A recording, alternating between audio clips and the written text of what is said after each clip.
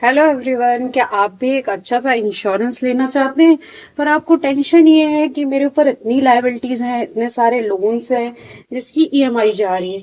अगर मैं एक अच्छा इंश्योरेंस ले भी लेता हूँ, चलो अगर मुझे कुछ हो जाता है तो क्या होगा? वो फंड मेरे जो भी मेच्योरिटी अमाउंट या डेथ क्लेम जो भी पैसे आएंगे, वो तो मेरे उससे लोन की रिकवरी हो जाएगी, या मेरे ऊपर इतने सारे लायबिलिटीज हैं वो सब उसमें चला जाएगा। पर मैं इंश्योरेंस ले क्यों रहा हूँ? मेन हमारा रीजन ही क्या होता है इंश्योरेंस लेने के लिए? कि मेरे ना रहने पर मेरे वाइफ या मेरे फैमिली को क्या अमाउंट मिल रहा है, मेरे बच्चों की क्या सिक्योरिटी हो रही है। पर अगर मैं ऐसे नॉर्मली इंश्योरेंस लूंगा तो मेरे डेथ क्लेम के पैसे से तो मेरी लायबिलिटीज कवर अप हो जाएंगी, या तो मेरे लोन्स पेड कर दिए जाएंगे, पर मेरे बीवी और बच्चों का क्या होगा?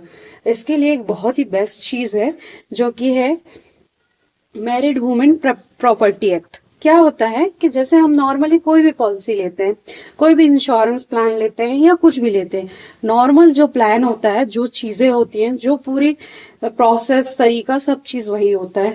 बट इसमें हम एक अच्छी चीज ये कर सकते हैं कि जैसे कोई भी पर्सन है, वो चाह रहे हैं कि उनके ना रहने पर उनका डेथ क्लेम का पैसा कहीं और ना दिया जाए, सिर्फ उनके बीवी और बच्चों के लिए रहे।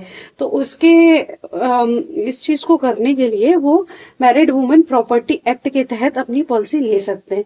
इसमें क्या होगा कि जैसे ही वो मैरिड वुमेन प्रॉपर्टी एक्ट के तहत वो पॉलिसी लेते हैं, तो उन्हें कुछ होने पर उनका डेथ क्लेम का पैसा सिर्फ उनकी वाइफ और बच्चों को ही मिलेगा। उसके अलावा थर्ड पार्टी या थर्ड किसी भी प्रकार की एंटिटी का उस पर कोई भी अधिकार नहीं होगा, सिर्फ उसके वाइफ और बच्चे का ही अधिकार होता है।